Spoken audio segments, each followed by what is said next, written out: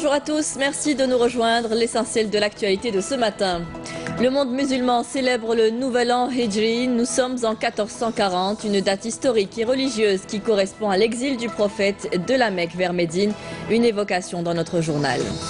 Rentrée scolaire, le livre scolaire disponible à Constantine. Les responsables rassurent et organisent une exposition des manuels à la Maison de la Culture Melk Haddad. Des bus scolaires ont par ailleurs été mis à la disposition des enfants à Ilizi, habitant dans des villages isolés. Et enfin du sport, natation, le championnat d'Afrique se poursuit à Alger. L'Algérie a récolté 5 médailles lors de la première journée. L'or a été remporté par Nefsi Rania Hamida sur le 400 mètres 4 nages. Bienvenue à tous. Pour entamer ce journal, le général de corps d'armée Ahmed Gaïd Salah, vice-ministre de la Défense nationale, chef d'état-major de l'armée nationale populaire, poursuit sa visite de travail et d'inspection à la 3e région militaire à Béchar, où il doit superviser des exercices tactiques avec munitions réelles Iktiseh 2018 au niveau du secteur opérationnel sud de Tindouf, secteur opérationnel centre de Bourj Aqid Lotfi et du secteur opérationnel nord au nord de Béchar. Les travaux de la 150e session ordinaire du Conseil de la Ligue arabe au niveau ministériel s'ouvrent aujourd'hui au Caire. Le ministre des Affaires étrangères, Abdelkader Msahel, y prendra part. Nous sommes en 1440, nous célébrons aujourd'hui le nouvel an Hijri. Ce jour a une symbolique particulière pour les musulmans, un événement historique qui correspond à l'exil du prophète de la Mecque vers Médine. Karim Haïfa. La première journée de la nouvelle année musulmane est une commémoration de l'Hégire, un événement qui se produisit en l'an 622. L'Hégire ou l'exil qui désigne le moment où le prophète Mohammed, que le salut soit sur lui, avec quelques compagnons, a quitté la Mecque pour se rendre à Médine et y fonder une communauté soudée autour des préceptes de l'islam. Une communauté appelée l'Ummah. Et c'est en cela que l'Hégire désigne autant la rupture que l'exil, rupture avec un modèle de société et départ vers un lieu prêt à accueillir une communauté qui s'étendra par la suite dans toute la péninsule arabique avant de conquérir le reste du monde.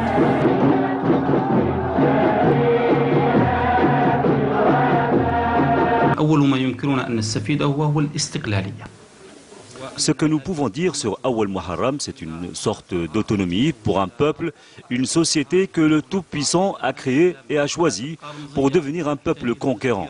Par ailleurs, ce jour a une symbolique forte qu'on doit rappeler tous les ans aux fidèles lors de nos prêches où nous insistons sur l'enseignement de la Hijra Nabawiya, en l'occurrence l'exil du prophète Mohammed à nos enfants.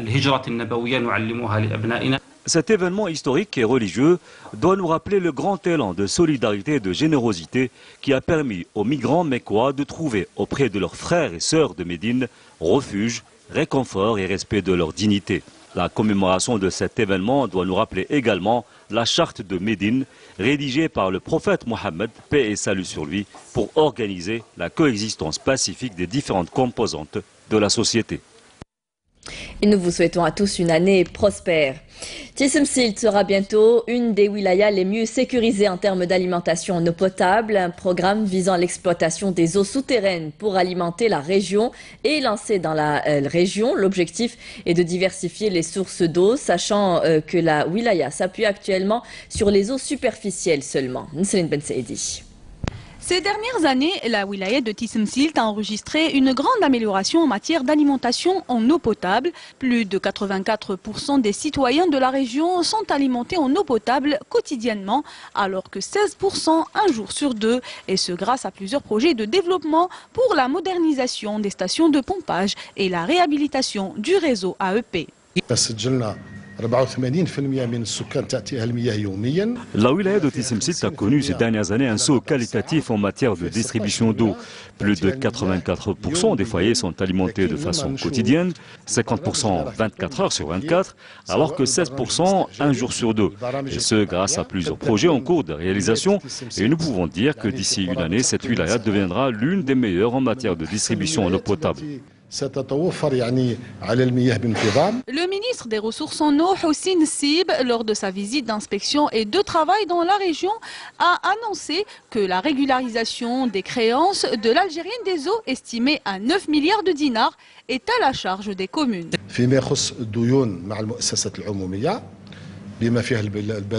Concernant les dettes enregistrées avec les entreprises publiques et l'Algérienne des eaux, toutes les communes ont reçu des instructions du ministère de l'Intérieur pour régler leurs créances.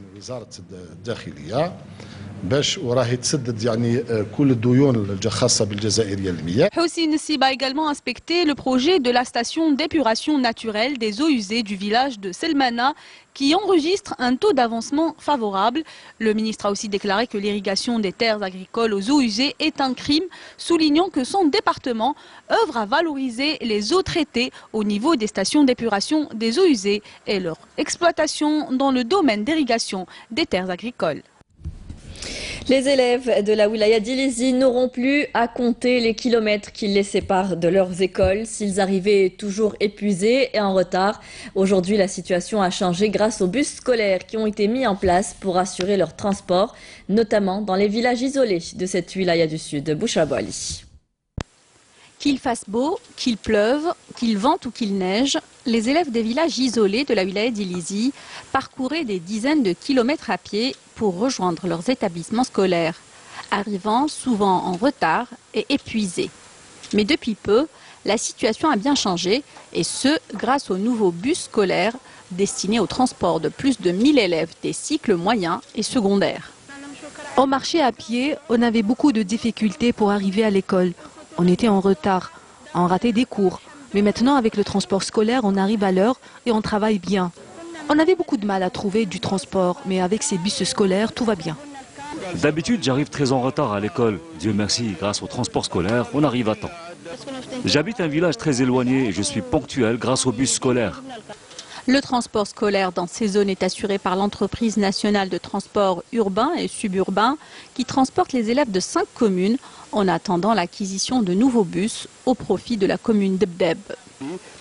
Nous avons consacré 11 bus pour le transport scolaire dans la wilaya d'Ilizi, ce qui a eu pour effet de régler définitivement le problème de transport, sauf pour la commune de Debdeb qui attend son bus après le renforcement de notre flotte.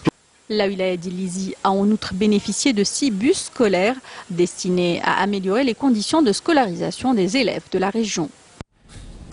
Le livre scolaire tout palier confondu exposé à la Maison de la Culture Malek Haddad à Constantine. Les responsables assurent de leur disponibilité sur le marché, ce qui évitera aux parents un gros stress qu'ils vivent généralement à chaque rentrée scolaire. Naïma Haouch.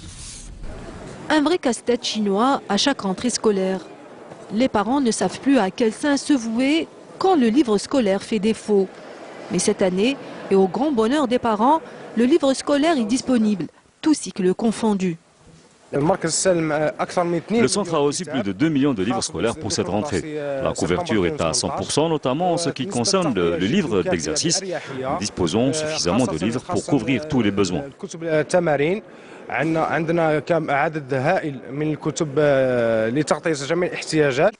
À la Maison de la Culture Malek Haddad à Constantine, un salon d'exposition en l'honneur du livre scolaire a été organisé. Le livre est disponible à 120%. Nous avions commencé à distribuer les livres aux élèves avant la sortie des classes à hauteur de 40%. Et là, nous terminons l'opération pour ceux qui n'ont pas pris de livres.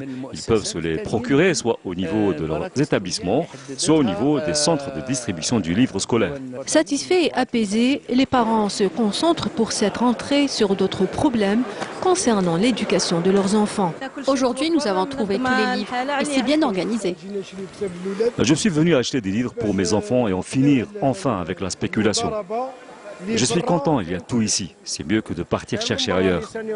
L'amélioration des conditions de scolarisation est un plus pour les élèves qui ne pourront que mieux assimiler les cours avec le livre dans le cartable. Un nouveau centre de repos des Moudjahidines a été inauguré hier à Timimoun par le ministre du secteur. En plus des salles de soins et de repos, le centre est doté d'une salle d'enregistrement pour recueillir les témoignages vivants des Moudjahidines. Hassiba Abdallah. C'est un tout nouveau centre de repos au profit des Moudjahidines qui a été mis en service hier à l'occasion de la visite du ministre des Moudjahidines à Timimoun. Le centre est doté de toutes les commodités et équipements de repos favorisant la détente dans cette région du sud du pays. Il devra également contribuer aux activités historiques ayant trait à la glorieuse guerre de libération nationale, dont l'enregistrement des témoignages des Moudjahidines.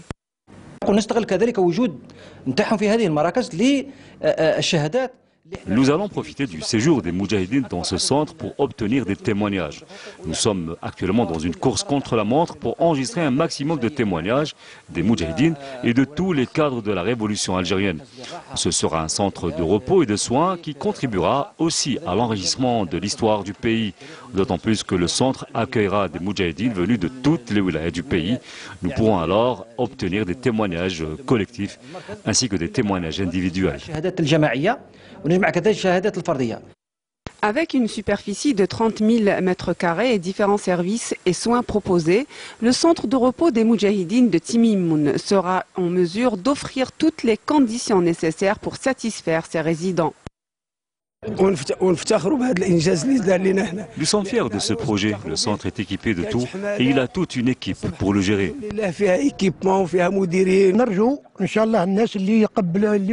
On espère que les gérants soient à la hauteur, qu'ils soient dignes de responsabilité et qu'ils accomplissent leur mission correctement.